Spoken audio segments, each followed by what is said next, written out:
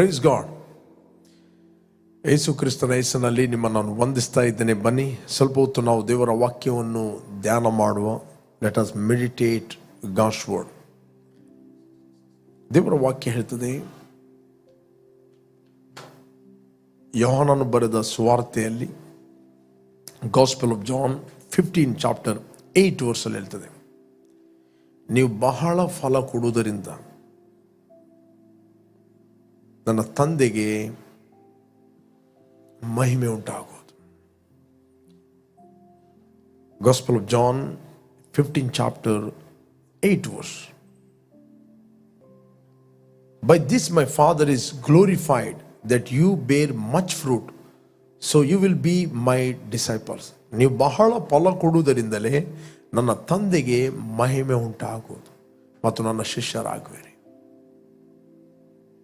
ಅನೇಕ ಸಂದರ್ಭದಲ್ಲಿ ನಾವು ಮೆಡಿಟೇಟ್ ಮಾಡುತ್ತೇವೆ, ಆಲೋಚನೆ ಮಾಡುತ್ತೇವೆ, ನಮ್ಮ ಮೂಲಕ ತಂದೆಯ ದೇವರಿಗೆ ಮಹಿಮೆ ಉಂಟಾಗಬೇಕಂತ.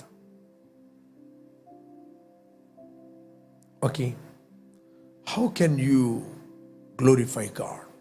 ಹೇಗೆ ತಂದೆಗೆ ಮಹಿಮೆ ಉಂಟಾಗುತ್ತದೆ? ಹೇಗೆ ತಂದೆಗೆ ಮಹಿಮೆ ಉಂಟಾಗುತ್ತದೆ? Praise God. ನೀವು ಬಹಳ ಫಲ ಕೊಡುವುದರಿಂದ ನನ್ನ ತಂದೆಗೆ ಮಹಿಮೆ ಉಂಟಾಗುತ್ತದೆ. Praise God. ಫಲ ಕೊಡುವಂಥದ್ದು ಬಳ್ಳಿ ಅಲ್ಲ, ಕೊಂಬೆ. ಫಲ ಕೊಡುವಂಥದ್ದು ಬಳ್ಳಿ ಅಲ್ಲ, ಕೊಂಬೆ. ಯೇಸು ಹೇಳಿದ, ನಾನು ದ್ರಾಕ್ಷಾ ಬಳ್ಳಿ, ನೀವು ಕೊಂಬೆ ಆಗಿದ್ದೀರಿ. ಬಳ್ಳಿ ಮತ್ತು ಕೊಂಬೆ ಒಂದಾಗಿದೆ. ಬಳ್ಳಿ ಮತ್ತು ಕೊಂಬೆ ಒಂದಾಗಿದೆ. ದ ಬೈಬಲ್ ಹೇಳುತ್ತೆ, ಕರ್ತನ ಸಂಸರ್ಗದಲ್ಲಿ ಇರುವವನಾದರೂ ಆತನೊಂದಿಗೆ ಒಂದು ಆತ್ಮವಾಗಿದ್ದಾನೆ.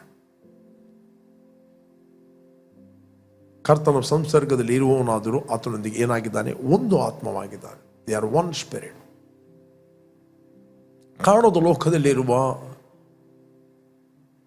ಕ್ರಿಸ್ತನು ನಮ್ಮ ಆತ್ಮದೊಂದಿಗೆ ಒಂದು ಆತ್ಮವಾಗಿದ್ದಾನೆ. ಆತ ನಮ್ಮಲ್ಲಿ ನೆಲೆಗೊಂಡಿದ್ದಾನೆ. ಈ ಸ್ವಾಮಿ ಒಂದು ಮಾತು ಹೇಳಿದ, ತಂದೆಯು ನನ್ನಲ್ಲಿ ಇದ್ದುಕೊಂಡು ತನ್ನ ಕೆಲಸವನ್ನು ಮಾಡುತ್ತಾನೆ. ಓಕೆ, ನನ್ನ ನಂಬುವವನು ನಾನು ನಡೆಸುವ ಕ್ರಿಯೆಗಳನ್ನು ಆತನು ಮಾಡುತ್ತಾನೆ, ಅದಕ್ಕಿಂತ ಮಹತ್ತಾದ ಕ್ರಿಯೆಗಳನ್ನು ಮಾಡುತ್ತಾನೆ.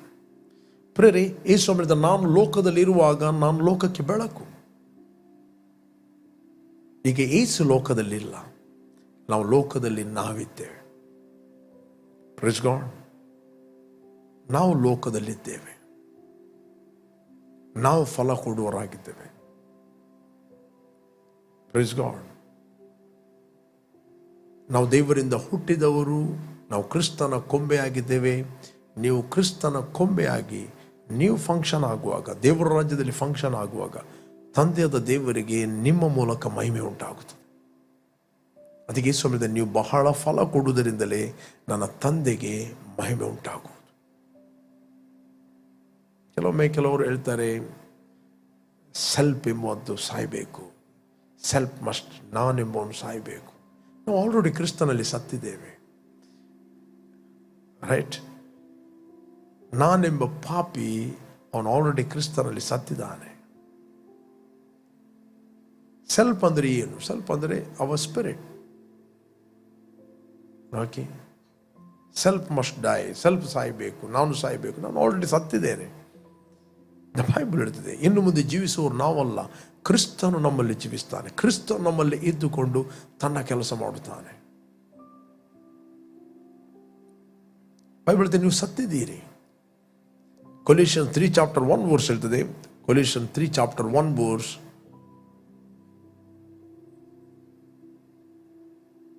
ಆದ ಕಾರಣ ನೀವು ಕ್ರಿಸ್ತನೊಂದಿಗೆ ಎಬ್ಬಿಸಲ್ಪಟ್ಟಿರುವುದರಿಂದ ಮೇಲಿರುವುಗಳನ್ನು ಹುಡುಕಿರಿ, ಅಲ್ಲಿ ಕ್ರಿಸ್ತನು ದೇವರ ಬಲಗಡೆಯಲ್ಲಿ ಆಸನಾರೂಢನಾಗಿದ್ದಾನೆ. ಆದ ಕಾರಣ ನೀವು ಕ್ರಿಸ್ತನೊಂದಿಗೆ ಎಬ್ಬಿಸಲ್ಪಟ್ಟಿರುವುದರಿಂದ ಮೇಲಿರುವುಗಳನ್ನು ಹುಡುಕಿರಿ, ಅಲ್ಲಿ ಕ್ರಿಸ್ತನು ದೇವರ ಬಲಗಡೆಯಲ್ಲಿ ಆಸನಾರೂಢನಾಗಿದ್ದಾನೆ. ನೆಕ್ಸ್ಟ್, ಮೇಲಿರುವಂಥವುಗಳ ಮೇಲೆ ಮನಸ್ಸಿಡ್ರಿ, ಭೂ ಸಂಬಂಧವಾದವುಗಳ ಮೇಲೆ ಇಡಬೇಡ್ರಿ. ಓಕೆ, ಯಾಕಂದರೆ ನೀವು ಸತ್ತಿರಲ್ಲ. For you died and your life is hidden with Christ in God. ಯಾಕಂದರೆ ನೀವು ಸತ್ತಿರಲ್ಲ, ನಿಮ್ಮ ಜೀವವು ಕ್ರಿಸ್ತನೊಂದಿಗೆ ದೇವರಲ್ಲಿ ಮರೆಯಾಗಿಟ್ಟಿದೆ. Because you are one with him. No longer you, Christ is in you. You are the branch of the Lord. ನೀವು ಕ್ರಿಸ್ತನ ಕೊಂಬೆ ಆಗಿದ್ದೀರಿ. ನೀವು ಫಲ ಕೊಡಬೇಕು. You must heal the sick. You must cast out the demons. ದೆವ್ವಗಳನ್ನು ಓಡಿಸ್ಲಿಕ್ಕೆ ಈಗ ಯೇಸು ಬರುವುದಿಲ್ಲ, ನಾವು ಇಲ್ಲಿದ್ದೇವೆ. Praise god. ನೀವು ಹೊರಟು ಹೋಗಿ ಫಲ ಕೊಡ್ರಿ. ನೀವು ಕೊಡುವಂಥ ಫಲವು ನಿಲ್ಲುವಂಥದ್ದಾಗಬೇಕು. ಓಕೆ, ನಾವು ನೋಡಲಿಕ್ಕೆ ಹೋದರೆ ಈ ಸ್ವಾಮಿ ಏನು ಹೇಳಿದ, 10ನೇ ಅಧ್ಯಾಯ 8ನೇ ವಚನ ನಾವು ಓದಿ ನಮಗೆ ಸಿಗ್ತದೆ. ಮತ್ತಾಯನ ಬರೆದ ಸುವಾರ್ತೆಯಲ್ಲಿ, ಮತ್ತಾಯನ ಸುವಾರ್ತೆ. ರೋಗಿಗಳನ್ನು ಸ್ವಸ್ಥ ಮಾಡ್ರಿ. ನಾನು ಸ್ವಸ್ಥ ಮಾಡ್ತೇನೆ ಅಂತ ಹೇಳಿ ನೀವು ಸ್ವಸ್ಥ ಮಾಡಿಸಿರಿ. ಸತ್ತವರನ್ನು ಬದುಕಿಸಿರಿ. ಕುಷ್ಠ ಹತ್ತಿದವರನ್ನು ಶುದ್ಧ ಮಾಡಿರಿ. ದೆವ್ವಗಳನ್ನು ಬಿಡಿಸಿರಿ. ಉಚಿತವಾಗಿ ಹೊಂದಿದ್ದೀರಿ, ಉಚಿತವಾಗಿ ಕೊಡ್ರಿ. Heal the sick, cleanse the lepers, raise the dead, cast out the demons. Okay, heal the sick. You heal the sick. ಯಾಕಂದರೆ ಈಗ ಯೇಸು ಲೋಕದಲ್ಲಿಲ್ಲ, ಲೋಕದಲ್ಲಿ ನೀವಿದ್ದೀರಿ. ತಂದೆ, ನಾನು ಇನ್ನು ಮೇಲೆ ಲೋಕದಲ್ಲಿಲ್ಲ, ಇವರು ಲೋಕದಲ್ಲಿದ್ದಾರೆ. ಬಾರ್ನ್ ಅಗೇನ್ ಆದ ಪ್ರತಿಯೊಬ್ಬ ವ್ಯಕ್ತಿ ಆತನು ಮಿರಕಲ್ ವರ್ಕರ್. ಬಾರ್ನ್ ಅಗೇನ್ ಆದ ಪ್ರತಿಯೊಬ್ಬ ವ್ಯಕ್ತಿ ಈಸ್ ಎ ಹೀಲರ್.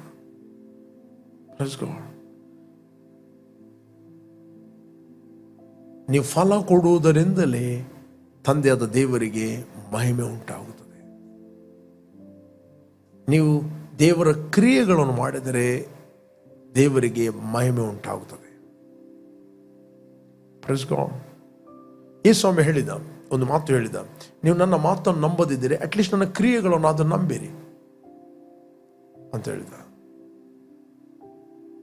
ನೀವು ನನ್ನ ಮಾತನ್ನು ನಂಬದಿದ್ದರೆ ಜಸ್ಟ್ ನನ್ನ ಕ್ರಿಯೆಗಳನ್ನು ಅದನ್ನು ನಂಬಿರಿ. ಇವತ್ತು ಭೂಲೋಕದಲ್ಲಿ ಕ್ರಿಯೆ ಮಾಡಲಿಕ್ಕೆ ದೇವರು ಕ್ರಿಸ್ತನ ರಿಪ್ರೆಸೆಂಟೇಟಿವ್ ಆಗಿ, ಪ್ರತಿನಿಧಿಯಾಗಿ ದೇವರು ನಿಮ್ಮನ್ನು ಈ ಭೂಲೋಕದಲ್ಲಿ ಇಟ್ಟಿದ್ದಾನೆ. You must function in the kingdom. ಪ್ರತಿಯೊಬ್ಬ ಬಾರ್ನ್ ಅಗೇನ್ ಆದ ವಿಶ್ವಾಸಿ ಈ must function in the kingdom. Yesu ಹೇಳಿದ, ನಂಬುವವರಿಂದ ಈ ಸೂಚಕ ಕಾರ್ಯಗಳು ಉಂಟು. ಅವರು ರೋಗಿಗಳ ಮೇಲೆ ಕೈ ಇಟ್ಟಾಗ ಅವರು ಸ್ವಸ್ಥತೆ ಹೊಂದುತ್ತಾರೆ. ಯಾಕಂದ್ರೆ ನಾವು ಆರೋಗ್ಯದಾಯಕನ ದೇವರಿಗೆ ಆರೋಗ್ಯವಂತರಾದ ಮಕ್ಕಳಾಗಿ ನಾವು ಹುಟ್ಟಿದ್ದೇವೆ. ಯಾಕಂದ್ರೆ ನಮ್ಮ ಆತ್ಮ, ಕರ್ತನ ಆತ್ಮ ಒಂದು ಆತ್ಮವಾಗಿದೆ. We release the healing.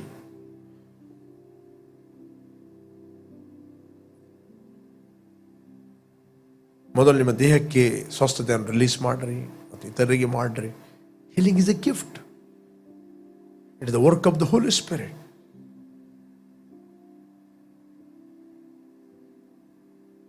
ನೀವು ಬಹಳ ಫಲ ಕೊಡುವುದರಿಂದ ನನ್ನ ತಂದೆಗೆ ಮಹಿಮೆ ಉಂಟಾಗುತ್ತದೆ. ಪ್ರೇರೆ, ಅದರ ಅರ್ಥ ನೀನು ದೇವರ ವಾಕ್ಯವನ್ನು ಅನುಸರಿಸಿ ನಡೆಯುತ್ತಿರುವಾಗಲೇ ದೇವರಿಗೆ ಮಹಿಮೆ ಉಂಟಾಗುತ್ತದೆ. ನಿನ್ನ ಮೂಲಕ ಮಹಿಮೆ ಉಂಟ. ನಿಮ್ಮ ಬೆಳಕು ಮನುಷ್ಯರ ಮುಂದೆ ಪ್ರಕಾಶಿಸಲಿ, ಅವರು ನಿಮ್ಮ ಒಳ್ಳೆಯ ಕ್ರಿಯೆಗಳನ್ನು ನೋಡಿ ಪರಲೋಕ ತಂದೆಯನ್ನು ಕೊಂಡಾಡುವರು. ನೀವು ಜೀವಿಸಿದರೆ ಸಾಕು, ತನ್ನಷ್ಟಕ್ಕೆ ತಂದೆಯ ದೇವರಿಗೆ ಮಹಿಮೆ ಉಂಟಾಗುತ್ತದೆ. Praise god. ಯಾಕಂದರೆ ಕ್ರಿಸ್ತನು ದ್ರಾಕ್ಷ ಬಳ್ಳಿಯಾಗಿದ್ದಾನೆ, ನಾವು ಆತನ ಕೊಂಬೆ ಆಗಿದ್ದೇವೆ. 15ನೇ ಅಧ್ಯಾಯ 1ನೇ ವಚನದಲ್ಲಿ ಓದಿ ನಮಗೆ ಸಿಗ್ತದೆ. 15ನೇ ಅಧ್ಯಾಯ ಯೋಹನ ಸುವಾರ್ತೆಯಲ್ಲಿ 15 chapter 1 verse. ನಾನೇ ನಿಜವಾದ ದ್ರಾಕ್ಷ ಬಳ್ಳಿ, ನನ್ನ ತಂದೆ ತೋಟಗಾರನು. ಓಕೆ, ನನ್ನ ತಂದೆ ತೋಟಗಾರನು. ಮುಂದೆ, ನನ್ನಲ್ಲಿ ಇದ್ದು ಫಲ ಕೊಡದಿರುವ ಪ್ರತಿಯೊಂದು ಕೊಂಬೆಯನ್ನು ಆತನು ತೆಗೆದು ಹಾಕುತ್ತಾನೆ. ನನ್ನಲ್ಲಿ ಇದ್ದು ಅಂದರೆ ಕ್ರಿಸ್ತನಲ್ಲಿ ಇದ್ದು. ಬಾರ್ನಗೇನಾಗಿ ಎಷ್ಟೋ ವರ್ಷ ಆಯಿತು. ಯಾರಾದರೂ ಕ್ರಿಸ್ತನಲ್ಲಿ ಇದ್ದರೆ ಅವನು ಹೊಸ ಸೃಷ್ಟಿಯಾಗಿದ್ದಾನೆ. ಈಗ ಪೂರ್ವ ಸ್ಥಿತಿ ಹೋಯಿತು, ಎಲ್ಲವೂ ನೂತನವಾಯಿತು. ನನ್ನಲ್ಲಿ ಇದ್ದು ಫಲ ಕೊಡದಿರುವ ಪ್ರತಿಯೊಂದು ಕೊಂಬೆಯನ್ನು ಆತನು ತೆಗೆದು ಹಾಕುತ್ತಾನೆ. ಫಲ ಕೊಡುವ ಪ್ರತಿಯೊಂದು ಕೊಂಬೆ ಹೆಚ್ಚು ಫಲ ಕೊಡುವ ಹಾಗೆ ಅದನ್ನು ಶುದ್ಧ ಮಾಡುತ್ತಾನೆ.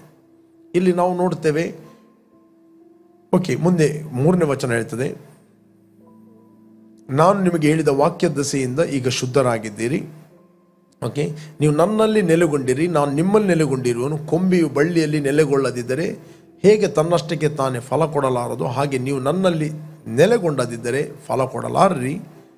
ಓಕೆ, ನಾನು ದ್ರಾಕ್ಷ ಬಳ್ಳಿ, ನೀವು ಕೊಂಬೆಗಳು. ಒಬ್ಬ ನನ್ನಲ್ಲಿಯೂ ನಾನು ಅವನಲ್ಲಿಯೂ ನೆಲೆಗೊಂಡಿದ್ದರೆ ಅವನು ಬಹಳ ಫಲ ಕೊಡುವನು.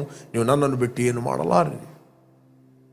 ಓಕೆ, ಈ ವಚನ ಕ್ರಿಸ್ತನಲ್ಲಿ ಆಲ್ರೆಡಿ ನೆರವೇರಿದೆ.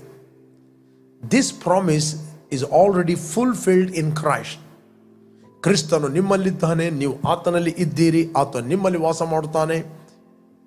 ಇಲ್ಲಿ ಯೇಸು ಸ್ವಾಮಿ ಹೇಳ್ತಾನೆ, ದ ಪ್ರೊಫೆಟಿಕ್ ಮಾತಾಡಿದ, ನನ್ನಲ್ಲಿ ಇದ್ದು ಫಲ ಕೊಡದಿರುವ ಪ್ರತಿಯೊಂದು ಕೊಂಬೆಯನ್ನು ಆತನು ತೆಗೆದು ಹಾಕುತ್ತಾನೆ.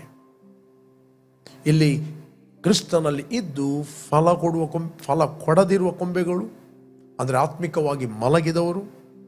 ಎರಡನೇದ್ದು, ಕ್ರಿಸ್ತನಲ್ಲಿ ಇದ್ದು ಫಲ ಕೊಡುವ ಕೊಂಬೆಗಳು.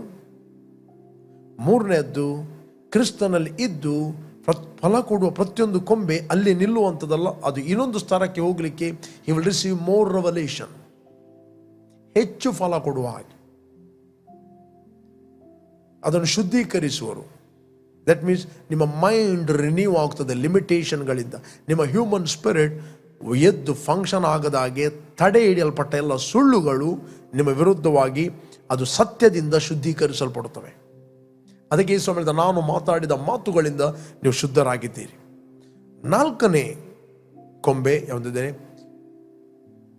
ಹೆಚ್ಚು ಫಲ, ಬಹಳ ಫಲ ಕೊಡುವು. ಕ್ರಿಸ್ತನಲ್ಲಿದ್ದುಕೊಂಡು ಫಲ ಕೊಡದಿರುವ ಕೊಂಬೆ, ಕ್ರಿಸ್ತನಲ್ಲಿದ್ದುಕೊಂಡು ಫಲ ಕೊಡುವ ಕೊಂಬೆ. ಪ್ರತಿಯೊಂದು ಫಲ ಕೊಡುವ ಕೊಂಬೆ ಹೆಚ್ಚು ಫಲ ಕೊಡುವ ಕೊಂಬೆ. ದಟ್ ಮೀನ್ಸ್ ನಂಬಿಕೆಯಿಂದ ನಂಬಿಕೆಗೆ. ನಂಬರ್ 4, ಬಹಳ ಫಲ ಕೊಡುವ ಕೊಂಬೆ. That means unlimited work of God. ಅದು ಒಂದೇ ದಿನದಲ್ಲಿ ಅಲ್ಲ. We must once you accepted Christ, ನೀವು ಯಾವಾಗ ಯೇಸುವನ್ನು ಅಂಗೀಕಾರ ಮಾಡಿದಿರಿ, ನೀವು ನಂಬಿಕೆಯಿಂದ ನಂಬಿಕೆಗೆ, ಮಹಿಮೆಯಿಂದ ಮಹಿಮೆಗೆ ನೀವು ಬೆಳೆಯುತ್ತೀರಿ. ಅದಕ್ಕೆ ಸ್ವಾಮಿ ಫೈನಲ್ ಹೇಳಿದ 15ನೇ 8ನೇ ವಚನದಿಂದ, ನೀವು ಬಹಳ ಫಲ ಕೊಡುವುದರಿಂದ ತಂದೆಗೆ ಮಹಿಮೆ ಉಂಟಾಗುತ್ತದೆ. ನೀವು ಬಹಳ ಫಲ ಕೊಡುವುದರಿಂದಲೇ, ಬೇರೆ ಯಾವುದಲ್ಲ. ಕೇವಲ ವಾಕ್ಯ ಮಾತಾಡುವುದರಿಂದಲ್ಲ, ಅಥವಾ ತಂದೆ ಎಲ್ಲ ಘನತೆಯನ್ನು ನಿನಗೆ ಸಲ್ಲಿಸ್ತೇನೆ, ಕೇವಲ ಅದನ್ನು ಬಾಯಿಂದ ಹೇಳಿದ್ದರಿಂದ ಅಲ್ಲ. ಓಕೆ, ನಿನ್ನ ಆ್ಯಕ್ಷನಲ್ಲಿ ಗೊತ್ತಾಗ್ತದೆ ನೀನು ದೇವರಿಗೆ ಮಹಿಮೆ ಕೊಡ್ತಾ ಇದೆಯೋ ಅಥವಾ ಮಹಿಮೆಯನ್ನು ನೀನು ತೆಗೆದುಕೊಳ್ತಾ ಇದೆಯೋ ಅಂತ. That is up to you. ನೀನು ಬಾಯಲ್ಲಿ ಹೇಳಬೇಕಾಗಿಲ್ಲ. ನೀನು ತಂದೆಗೆ ಮಹಿಮೆ ಕೊಡ್ತಾ ಇದ್ದೀಯೋ ಅಥವಾ ಮಹಿಮೆಯನ್ನು ನೀನು ತೆಗೆದುಕೊಳ್ತಾ ಇದ್ದೀಯೋ ಅದು ನಿನ್ನ ಆ್ಯಕ್ಷನಲ್ಲಿ ಗೊತ್ತಾಗ್ತದೆ, ಅಟಿಟ್ಯೂಡಲ್ಲಿ ಗೊತ್ತಾಗ್ತದೆ. Okay, God is watching your heart. You cannot judge anyone. You cannot judge anyone. ತೀರ್ಪು ಮಾಡಬೇಡ್ರಿ, ನಿಮಗೆ ತೀರ್ಪು ಆಗುವುದಿಲ್ಲ. ನೀವು ಅಳೆಯುವ ಅಳತೆಯಿಂದಲೇ ನಿಮ್ಮನ್ನು ಕೂಡ ಜನರು ಅಳೆಯುತ್ತಾರೆ. You are functioning in the wrong Kingdom.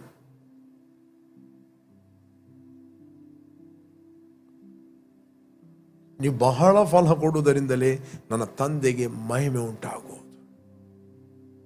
God is expecting more fruit, much fruit. Praise God. ಇವತ್ತು ಅನೇಕರು ಬಾರ್ನ್ ಅಗೇನ್ ಆಗಿ ಎಷ್ಟೋ ವರ್ಷಗಳಿದ್ದಾರೆ, no fruit in their life.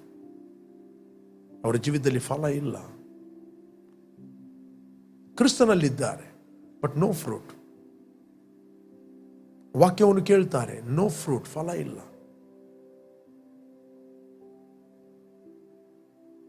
ಅವರು ಆಲ್ರೆಡಿ ಕ್ರಿಸ್ತನಲ್ಲಿ ಒಂದು ಆತ್ಮವಾಗಿದ್ದಾರೆ ಬಟ್ ಫಲ ಇಲ್ಲ. ಅವರು ಕ್ರಿಸ್ತನಲ್ಲಿ ನೆಲೆಗೊಂಡಿದ್ದಾರೆ, ಫಲ ಇಲ್ಲ. ಯಾಕೆ? ಮೈಂಡಲ್ಲಿ ಲಿಮಿಟೇಷನ್ಗಳು, ಸುಳ್ಳುಗಳು ತುಂಬಲ್ಪಟ್ಟಿದೆ. ಬಟ್ ಕೆಲವರು ಮನಸ್ಸು ಮಾಡ್ತಾರೆ, ಸ್ವಲ್ಪ ಫಲ ಕೊಡಲ್ಲ. ನೀನು ಫಲ ಕೊಡಲಿಕ್ಕೆ ಪ್ರಾರಂಭ ಮಾಡಿಗ ದೇವರು ನಿನ್ನನ್ನು ಅಲ್ಲಿ ನಿಲ್ಲಿಸ್ತಿಲ್ಲ. ನೀನು ಹೆಚ್ಚು ಫಲ ಕೊಡುವ ಹಾಗೆ ನಿನಗೆ ಆತನು ವಾಕ್ಯವನ್ನು ಕೊಡುತ್ತಾನೆ, ಸತ್ಯವನ್ನು ಕೊಡುತ್ತಾನೆ. ಪ್ರತಿಯೊಂದು ಸತ್ಯದಿಂದ ನಾವು ಸುಳ್ಳನ್ನು ಡಿಸ್ಪ್ಯಾಚ್ ಮಾಡ್ಬೋದು, ತೊಳೆಯಲ್ಪಡುವುದು. ಸುಳ್ಳು ಎಂಬ ಕಸದಿಂದ ನಾವು ತೊಳೆಯಲ್ಪಡಲಿಕ್ಕೆ ಸತ್ಯ ಎಂಬ ನೀರು ಮಾತ್ರ ಸಾಧ್ಯ. ಅದಕ್ಕೆ ನಾನು ಮಾತಾಡಿದ ಮಾತುಗಳಿಂದ ನೀವು ಶುದ್ಧರಾಗಿದ್ದೀರಿ. Praise God. You are the glory of God. ನೀವೇ ದೇವರ ಮಹಿಮೆ ಆಗಿದ್ದೀರಿ. ನೀವೇ ಕರ್ತನ ಕೊಂಬೆ ಆಗಿದ್ದೀರಿ. ನೀವು ಕರ್ತನ ಸಂಸರ್ಗದಲ್ಲಿ ಒಂದು ಆತ್ಮವಾಗಿದ್ದೀರಿ. ಯಾರು ನೀವು ವಾಚ್ ಮಾಡ್ತಾ ಇದ್ದೀರಿ, you are not ordinary person, you are born of God. ನೀವು ದೇವರಿಂದ ಹುಟ್ಟಿದವರು. ದೇವರ ಆತ್ಮ ನಿಮ್ಮ ಆತ್ಮದೊಂದಿಗೆ ಒಂದು ಆತ್ಮವಾಗಿದ್ದಾನೆ. ಪ್ರೇರ್, ಇದು ಸಿಂಪಲ್ ಟ್ರುತ್. ಬಟ್ ಈ ಸಿಂಪಲ್ ಟ್ರುತ್ ಅನ್ನು ನಂಬದಾಗೆ ಮನುಷ್ಯನ ಮೈಂಡನ್ನು ಕಂಟ್ರೋಲ್ ಮಾಡುವಂಥದ್ದು ಸುಳ್ಳುಗಳು. ನೀವು ಕ್ರಿಸ್ತನ ದೇಹವಾಗಿದ್ದೀರಿ. ನೀವು ಕ್ರಿಸ್ತನ ದೇಹವಾಗಿದ್ದೀರಿ.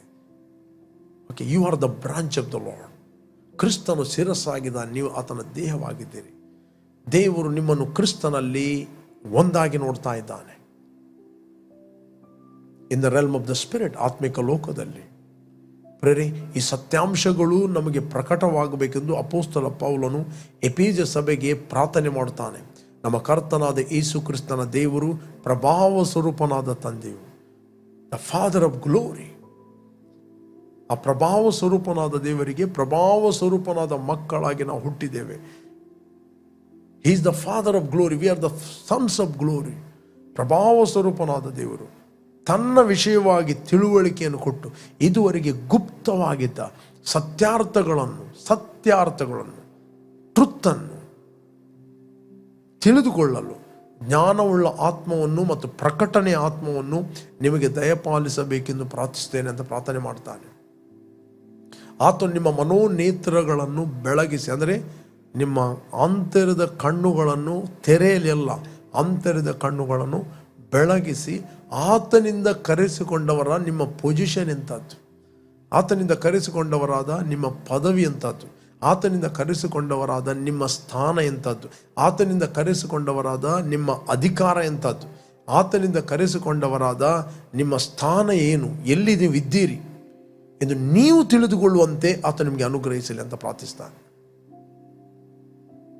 You are not called by any man, you are not called by, ನೀನು ಯಾವ ಮನುಷ್ಯನಿಂದ ಕರೆಯಲ್ಪಟ್ಟವನಲ್ಲ. ಭೂಮಿ ಆಕಾಶಗಳನ್ನು ಉಂಟು ಮಾಡಿದ ದೇವರಿಂದ ನೀನು ಕರೆಯಲ್ಪಟ್ಟವನು. ದೇವರು ನಿಮ್ಮನ್ನು ಯಾವುದಕ್ಕೆ ಕರೆದಿದ್ದಾನೆ? ತನ್ನ ಮಗನ ಅನ್ಯೋನ್ಯತೆ ಕರೆದಿದ್ದಾನೆ, ತನ್ನ ಮಗನ ಪಾರ್ಟ್ನರ್ ಆಗಲಿ ಕರೆದಿದ್ದಾನೆ, ಫೆಲೋಶಿಪ್ಗೆ ಕರೆದಿದ್ದಾನೆ, walking together, drinking together, okay, sharing together, partner with him, heir together, ಬಾಧ್ಯಸ್ಥರಾಗಲಿಕ್ಕೆ ಕರೆದಿದ್ದಾನೆ.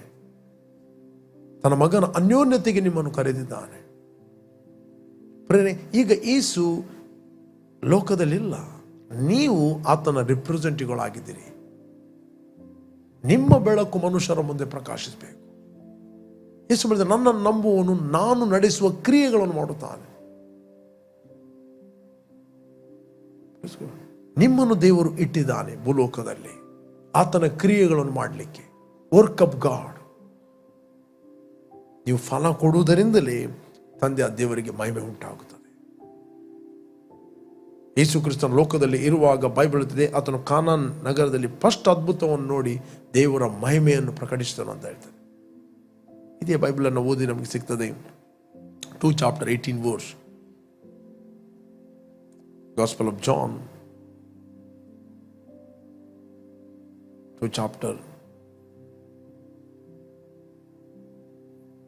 ಓಕೆ, ಮೇಲೆ ನಾವು ಓದುವ 9 verse. ಯೇಸು ಈ ಮೊದಲನೇ ಸೂಚಕ ಕಾರ್ಯವನ್ನು ಗಲಿಲಾಯದ ಕಾನಾ ಊರಿನಲ್ಲಿ ಮಾಡಿ ತನ್ನ ಮಹಿಮೆಯನ್ನು ತೋರ್ಪಡಿಸಿದನು ಮತ್ತು ಆತನ ಶಿಷ್ಯರು ಆತನಲ್ಲಿ ನಂಬಿಕೆ ಇಟ್ಟರು. This beginning of sine Jesus did in Cana of Galilee and manifested his glory, and his disciples believed in him. He manifested his glory. He manifested his glory. ಈಗ ಯಾರು ಮ್ಯಾನಿಫೆಸ್ಟ್ ಮಾಡಬೇಕು glory? You.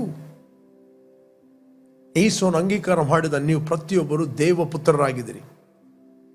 Creation is eagerly waiting for the manifestation of the sons of God.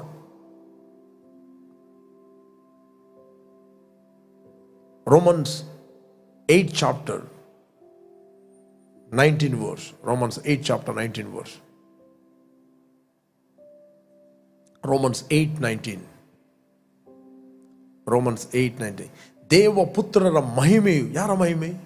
ನಿಮ್ಮ ಮಹಿಮೆ. ದೇವಪುತ್ರರ ಮಹಿಮೆಯು ಯಾವಾಗ ಪ್ರತ್ಯಕ್ಷವಾದೀತೆಂದು ಜಗತ್ತು ಬಹು ಲವಲವಿಕೆಯಿಂದ ಎದುರು ನೋಡುತ್ತಿರುವುದು. For the earnest expectation of the creation eagerly waits for the revealing of the sons of god.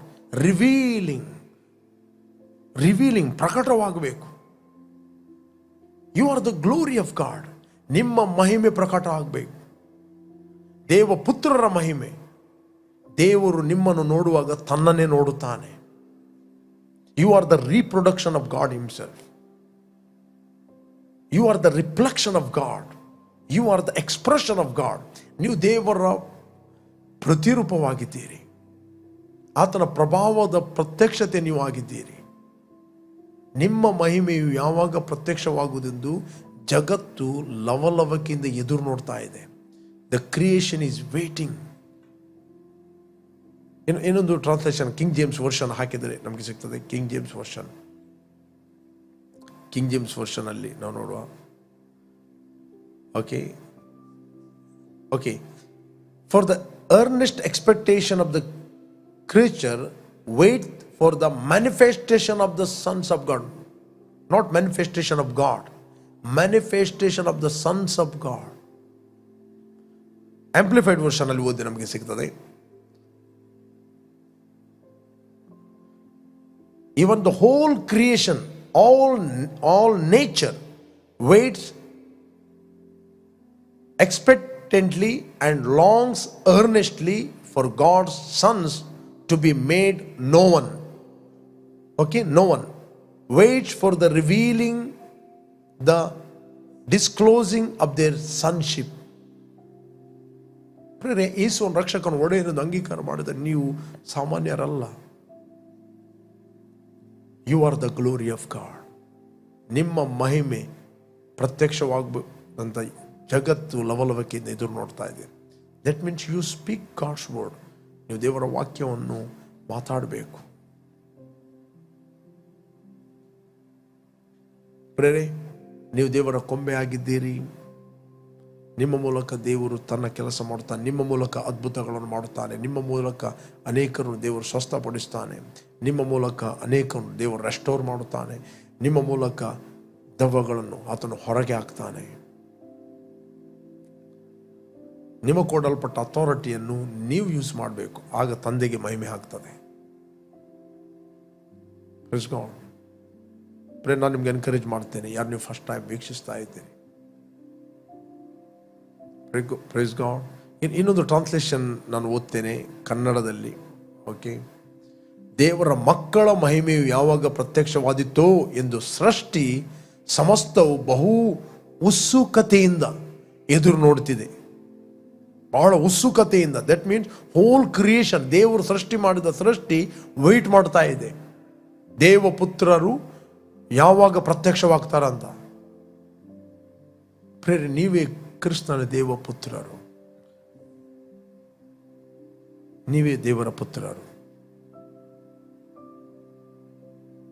Bible ಹೇಳ್ತದೆ, ಕ್ರಿಸ್ತನಲ್ಲಿ ಸೇರುವುದಕ್ಕೆ ದೀಕ್ಷಾಸ್ನಾನ ಮಾಡಿಸಿಕೊಂಡ ನಾವೆಲ್ಲರೂ ದೇವರ ಪುತ್ರರಾಗಿದ್ದೇವೆ.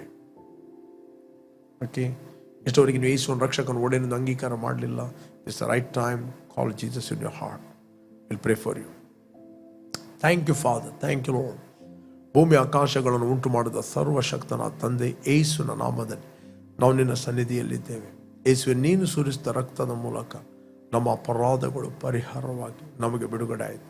ನಾವು ಮರಣದಿಂದ ಪಾರಾಗಿ ಕ್ರಿಸ್ತನಲ್ಲಿ ಜೀವಕ್ಕೆ ಸೇರಿದ್ದೇವೆ. ನಾವು ಬಾಯಿಂದ ಅರಿಕೆ ಮಾಡುತ್ತೇವೆ, ಯೇಸುವೆ ನಮ್ಮ ಕರ್ತನೆ ಅಂತ. ನಮಗೆ ಬಿಡುಗಡೆ ಆಯಿತು. ನೀನು ವಾಗ್ದಾನ ಮಾಡಿದ ಪವಿತ್ರಾತ್ಮ ವರವನ್ನು ನಂಬಿಕೆಯ ಮೂಲಕ ನಾವು ಹೊಂದುತ್ತೇವೆ. Thank you Holy Spirit. Thank you Lord, grace and favour O God. ತಂದೆ, ಎಲ್ಲ ಮಹಿಮೆಯನ್ನು ನಾವು ನಿನಗೆ ಸಲ್ಲಿಸ್ತೇವೆ ಯೇಸು ನಾಮದಲ್ಲಿ. ತಂದೆ, ನಿನ್ನ ವಾಕ್ಯ ಹೇಳ್ತದೆ, ನಾವು ಬಹಳ ಫಲ ಕೊಡುವುದರಿಂದ ತಂದೆಗೆ ಮಹಿಮೆ ಉಂಟಾಗುತ್ತದೆ. ನಮ್ಮ ಮೂಲಕ ನೀನು ಮಹಿಮೆ ಹೊಂದುತ್ತೆ. ಎಲ್ಲ ಘನತೆಯನ್ನು ನಾವು ನಿನಗೆ ಸಲ್ಲಿಸ್ತೇವೆ ಯೇಸು ನಾಮದಲ್ಲಿ ತಂದೆ. Amen, amen, amen.